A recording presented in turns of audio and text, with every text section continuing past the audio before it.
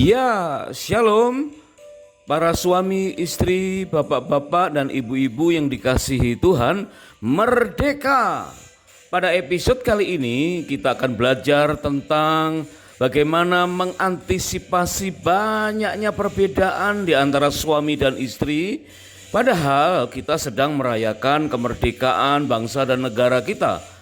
Mungkin kita sudah sekian kali merayakan 17 Agustus, ya mungkin berulang-ulang karena ketika dari sejak lahir kita belum mengetahui itu, dan ketika sudah remaja dan dewasa kita bisa mengetahui bahwa negara kita sudah sekian puluh tahun mengalami kemerdekaan, tetapi kadangkala hanya secara politis saja. Sedangkan kemerdekaan itu belum nampak nyata di dalam kehidupan rumah tangga atau dalam hubungan suami istri. Nah, padahal moto kita adalah kebinekaan, yaitu Bhinneka Tunggal Ika.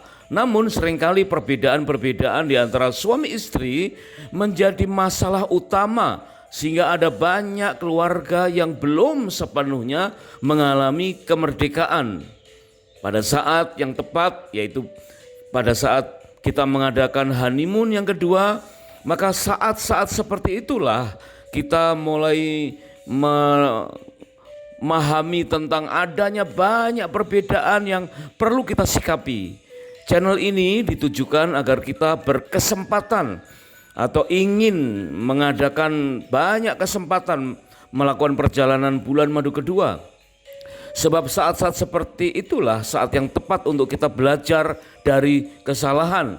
Tentu dengan modal awal saling rendah hati dan banyak berbincang berdoaan saja bersama dengan pasangan. Sehingga waktu yang kita sediakan dan dana yang sudah kita siapkan betul-betul sangat-sangat bermanfaat dan menjawab bagaimana mengatasi kebinekaan. Dalam hal ini secara biologis, secara seksual, sehingga rumah tangga kita tetap mengalami keharmonisan, merdeka dalam keharmonisan rumah tangga. Jika ada pengalaman atau pendapat atau bahkan mungkin pertanyaan atau kesaksian dari Bapak Ibu suami istri yang sekarang sedang menyimak, silakan ditulis di kolom komentar supaya menjadi berkat dan pembelajaran buat kita semua. Nah, pada episode kali ini kita khusus akan belajar tentang merdeka di antara kebinekaan secara biologis dan seksual yang ada dalam diri setiap suami dan istri, sehingga ada banyak pasangan-pasangan perlu belajar kembali sehingga mengalami kemerdekaan yang seutuhnya. Yuk kita mulai.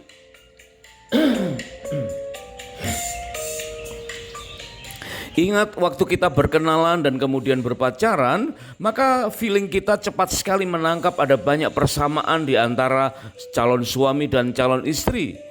Ya, dari segala hal kita seringkali wah banyak samanya nih, banyak kesamaan berarti kita jodoh. Kalau kita sama di sini sama di situ berarti kita jodoh. Padahal setelah menikah, ya meskipun ada banyak persamaan, ternyata perbedaan jauh lebih banyak. Dan itulah hakikat dari kehidupan. Kita bisa ingat sepasang sepatu, ya dua pasang sepatu, satu milik suami dan satu milik istri. Masing-masing suami memiliki sepatu kiri dan kanan, ya sepatu istri juga kiri dan kanan, dan tentu sepatu suami dan sepatu istri itu pasti berbeda. Sebab itu memiliki pengertian bahwa setiap pribadi memiliki karakteristik yang berbeda, dan berapa lama pun menikah tetap berbeda. Nah, hendaknya kita sanggup memaksimalkan potensi yang ada di dalam diri masing-masing suami dan istri, mengenal potensi dan mampu mengelola kelemahan dirinya dan pasangannya, sehingga kita bisa lebih harmonis meniti kehidupan perjalanan keluarga kita. Di dalam Kejadian pasal yang pertama ayat yang ke-27 jelas dituliskan bahwa Tuhan menciptakan sepasang suami istri itu berbeda, laki-laki dan perempuan. Sebab itu di dalam Undang-Undang Pernikahan nomor 1 tahun 74 di negara kita Indonesia, di mana dasar pernikahan pasal yang pertama disebutkan pernikahan bagi seorang pria dengan seorang wanita. Berarti selain seorang dengan seorang, maka pria dan wanita itu adalah berbeda. Demikianlah dikatakan Kejadian 2 ayat yang ke-7 dan ke-22, asal muasal dari terciptanya Adam dan Hawa pun dari bahan baku yang berbeda.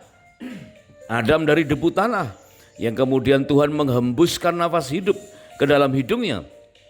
Sedangkan Hawa dari rusuk Adam, dan dibangunnyalah seorang perempuan dan jadilah Hawa. Kemudian diteguhkan di dalam 1 Tesalonika 5 ayat yang ke-23, semoga roh, jiwa dan tubuhmu terpelihara sempurna. Berarti setiap suami memiliki roh, jiwa dan tubuh yang berbeda. Demikian pula istri memiliki roh, jiwa dan tubuh yang berbeda. Artinya ada banyak perbedaan yang bisa terjadi atau yang ada di dalam kehidupan suami dan istri. Bapak, ibu, suami, istri yang sedang mengadakan honeymoon yang kedua, kita pernah belajar bahwa setiap orang waktu menghadapi tantangan dan tuntunan itu responnya berbeda-beda ya. Ada yang menyukai pagi yang cerah, ada yang pesimis dengan pagi yang terang benderang, sebaliknya ya ada yang suka dan ada yang tidak suka dengan pagi yang mendung. Ada yang menyukai main kano di danau yang tenang, ada yang menyukai bermain arung jeram, ya ada yang perlu dicontohin baru bisa berjalan atau melakukan sesuatu, ada yang sifatnya babat hutan, ya melakukan sesuatu yang baru. Ya itu perbedaan-perbedaan yang nyata di dalam kehidupan setiap rumah tangga. Dan prinsip-prinsip firman Tuhan meneguhkan demikian, bahwa Allah menciptakan perbedaan jenis kelamin dalam Kejadian 1 ayat ke-27, dan Allah memakai semua temperamen. Contohnya ketika Tuhan Yesus merekrut ke-12 murid di dalam Matius 4 ayat 18, itu mereka terdiri dari berbagai ragam temperamen. Tidak ada temperamen yang lebih baik atau lebih buruk. Di dalam 1 Korintus 12 menyatakan demikian, dan biarlah setiap suami dan istri siap diproses melalui pasangannya, sehingga besi menajamkan besi dan suami istri saling menajamkan. Nah, ada 5 perbedaan yang kita sudah pelajari beberapa, yaitu perbedaan antara suami istri secara teologis, secara psikologis, dan sekarang kita akan belajar secara biologis dan secara seksual. Bagaimana kita bisa mengenali perbedaan-perbedaan itu agar hidup kita bisa lebih lagi harmonis. Karena prinsipnya mengenali orang lain akan membawa kesuksesan, dan mengenali diri sendiri akan membawa kebahagiaan. Jika kita ingin sukses dan bahagia, hendaklah kita mengenali orang lain dan mengenali diri sendiri, sehingga kita mampu mengharmonisasikan semua perbedaan, memaksimalkan potensi dan mengelola kelemahan, sehingga rumah tangga kita akan menjadi rumah tangga yang harmonis. Merdeka. Kita akan belajar beberapa hal secara pokok tentang perbedaan secara biologis. Dikatakan sistem kerja sel-sel otak pria dan wanita itu berbeda. Mungkin kita sulit untuk mendeteksi dari sejak awal atau dari luar. Tetapi pengertian-pengertian itu menggambarkan bahwa susunan otak, baik itu hipotalamus, ya, pituitary gland, ya, glandula pituitaria itu berbeda. Ya, dikatakan perbedaan antara IQ dan EQ itu sangat-sangat mencolok di antara masing-masing pribadi. Kita sulit menakarnya mana yang lebih tinggi, mana yang lebih rendah. Ya, contohnya left brain itu lebih dominan di IQ, ya, otak kiri lebih dominan di intelligentsia quotient, sementara right brain atau otak kanan lebih dominan di emotional quotient. Ya, di tengah-tengahnya ada loving, intelligent, dan concentration. Jenius atau tidak jeniusnya tergantung bagaimana mengelola otak kiri dan otak kanan, dan itu terjadi perbedaan yang sangat menyolok ya di antara midbrain yang dominan bagi suami dan istri. Sebagai contoh, hipokampus. Ya, hipokampus adalah bagian otak sebagai gudang memori dan tempat berlangsungnya proses emosi dalam sistem limbik. Ukuran hipokampus laki-laki lebih kecil sehingga lebih jarang mengingat pengalaman-pengalaman emosional daripada perempuan dan menyimpan lebih sedikit pengalaman emosional untuk dibicarakan, sehingga pembicaraan para pria tidak bermuatan perasaan seperti yang diharapkan oleh pihak wanita. Jelas berbeda ya dari sisi hipokampus. Kemudian dari sisi amigdala, ya, bagian dari otak yaitu tempat berlangsungnya proses emosi, impuls-impuls agresi dalam sistem limbik. Ukuran amigdala laki-laki lebih besar sehingga lebih cenderung menunjukkan respon agresif yang bersifat fisik terhadap suatu keadaan. Maka laki-laki cenderung tidak menunjukkan perasaan atau pembicaraan yang lembut sebagai respon terhadap suatu keadaan. Nah, jelas ini nampak berbeda antara pria dan wanita. Kemudian cerebellum, yaitu neuron-neuron kerja yang rumit termasuk proses emosi di dalam otak dengan jaringan-jaringan penghubung yang lebih kuat di dalam otak antara cerebellum dengan pusat-pusat verbal dan kerja yang rumit. Perempuan cenderung banyak berbicara ketika menghadapi stimulus emosional dan otak mereka cenderung menangani beragam pekerjaan yang rumit yang mendukung pembicaraan emosional atau berperasaan. Nah, berbeda bukan? Ya, antara pria dan wanita. Kemudian kita lihat jaringan syaraf, ya, kelihatannya mirip-mirip saja kalau kita lihat secara mikroskopik sekalipun. Tetapi jika kita ketahui sistemnya, maka dikatakan jaringan syaraf itu adalah menghubungkan sistem limbik dengan korteks cerebral, baik right cerebral ya maupun left cerebral yang hemisfer. Otak lelaki mempunyai lebih banyak jaringan syaraf, bukan hanya dari cerebellum ke pusat otak lainnya, tetapi ke seluruh otak. Otak perempuan biasanya lebih aktif daripada otak lelaki, yang berarti mengizinkan lebih banyak proses emosi. Pengalaman emosional berisikan sebagian pengalaman yang paling kompleks yang harus diurus oleh otak sepanjang hidup manusia atau wanita yang memilikinya. Nah, kemudian antara otak dan tulang belakang ada yang disebut batang otak, ya, atau di atas tengkuk kita. Fungsi-fungsi dasar dan respon-respon berkelahi dan berlari. Wah, ini anatomi yang perlu kita pelajari, bukan sekedar apa yang kelihatan ya secara visual, bukan hanya sekedar secara mikroskopik, tetapi sistem otak lelaki lebih banyak mengaktifkan batang otak, khususnya ketika menerima pengalaman emosional. Misalnya, sewaktu terjadi kekacauan, otak pria cenderung tidak memproses kekacauan ke pusat emosi. Dia cenderung bertindak dulu, baru berpikir kemudian, dan barulah merasa. Nah, akibatnya hal ini menunda respon-respon emosional. Ya, boleh dibilang nangisnya terlambat, ya, tapi respon fisiknya, spontannya itu lebih dahulu. Demikian pula tentang hormon-hormon, ya, yang mendorong tubuh dan otak bekerja berdasarkan perasaan dan emosi. Fluktuasi hormon-hormon perempuan selama menstruasi berpengaruh langsung pada proses emosi, karena hormon-hormon tersebut menjadi pengatur suasana jiwa, ya, berkaitan langsung dengan bahan-bahan kimia otak dan aktivasi emosi di dalam sistem limbik. Hormon pria yang dominan adalah testosteron yang dapat mempengaruhi suasana jiwa tetapi bukan pengatur jiwa. Nah, inilah perbedaan, ya. Hormon estrogen bagi wanita sangat berperan untuk mengatur perasaan jiwa wanita, sementara hormon testosteron pria ya bukan pengatur jiwa atau perasaan. Kemudian tentang korpus callosum yang menghubungkan belahan otak kanan dan kiri. Ikatan syaraf pada otak pria yang menghubungkan belahan otak kanan dan kiri lebih kecil 25% dibandingkan dengan otak wanita. Pikiran-pikiran berasal dari emosi melintas di belahan otak kanan dan kiri wanita lebih cepat dibandingkan pada otak lelaki, dan ini sangat penting bagi ekspresi emosi. Maka berbeda antara pria dan wanita dalam hal ekspresi itu karena korpus kolosumnya mempengaruhi ekspresi emosi.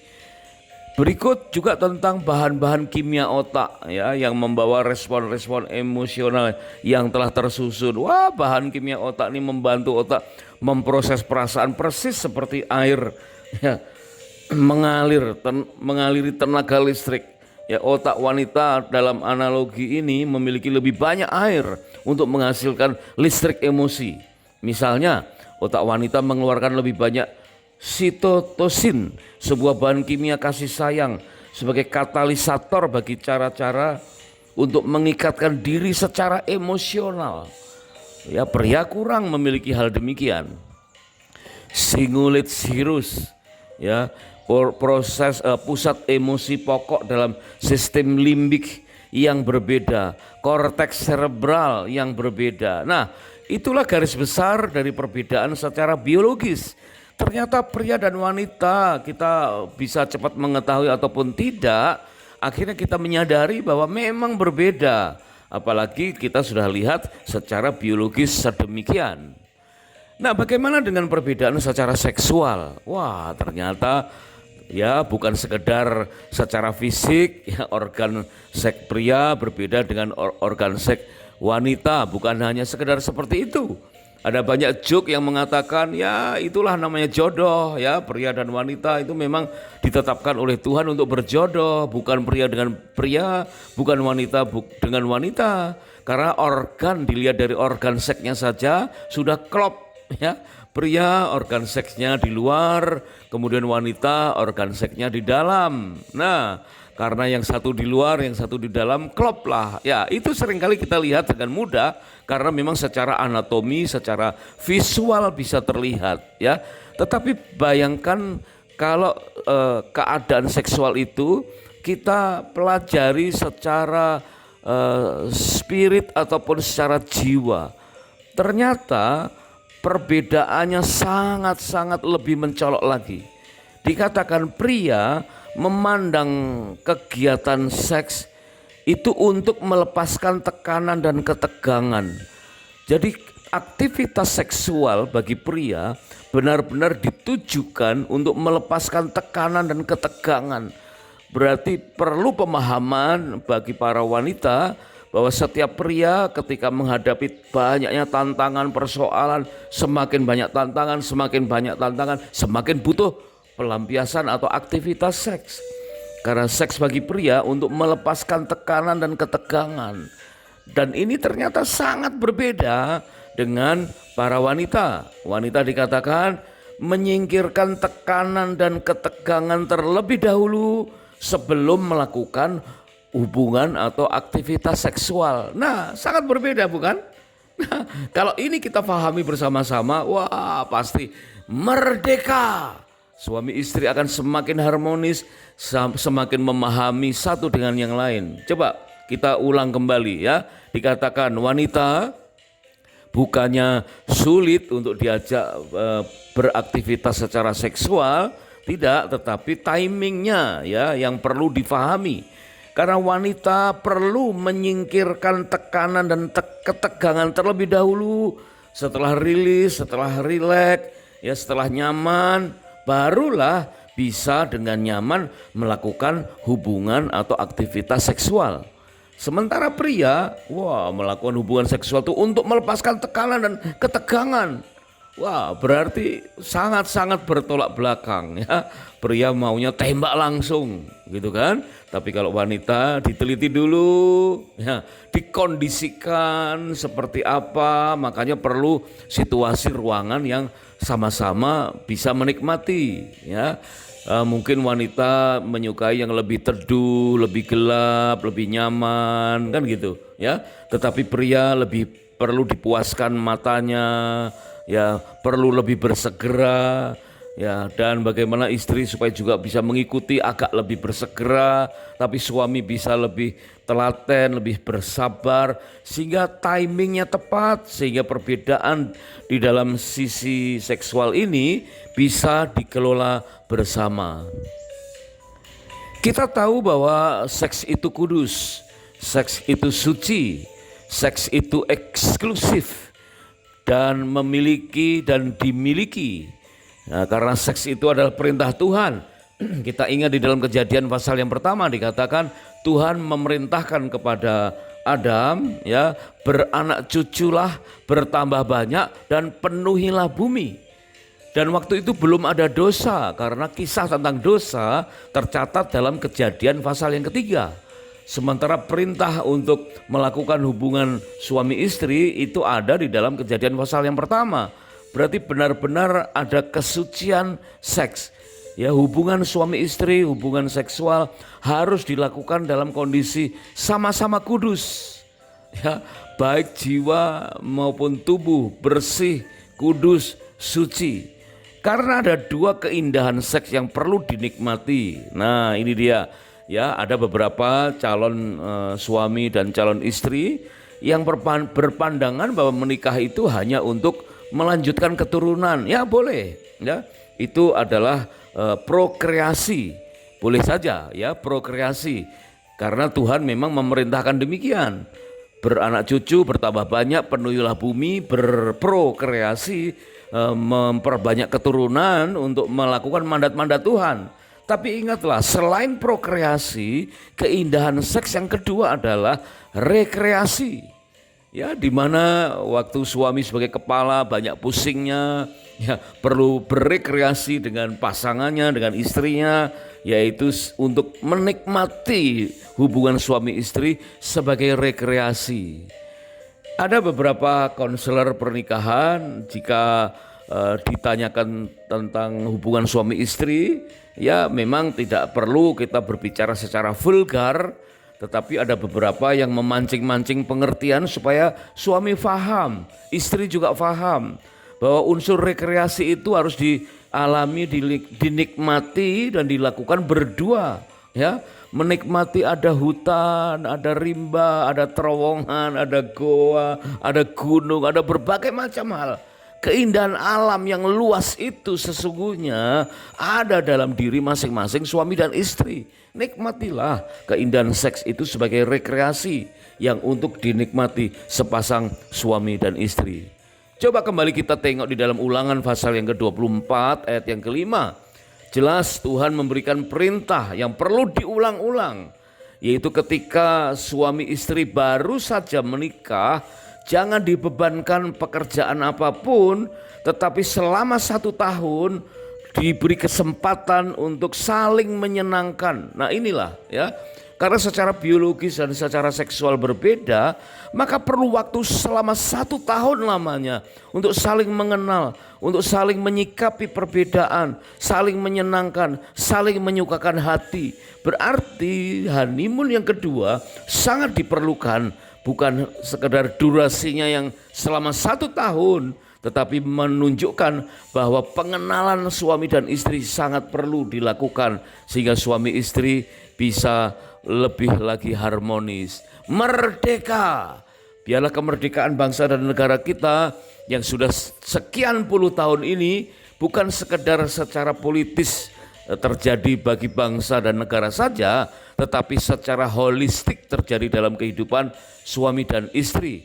Biarlah kita rela, ya, terbuka untuk menguliti kelemahan dalam berumah tangga, kelalaian pola bergereja sebagai keluarga rohani, dan menegur kesalahan di dunia kerja, dan rela melakukan introspeksi dan belajar dari kesalahan.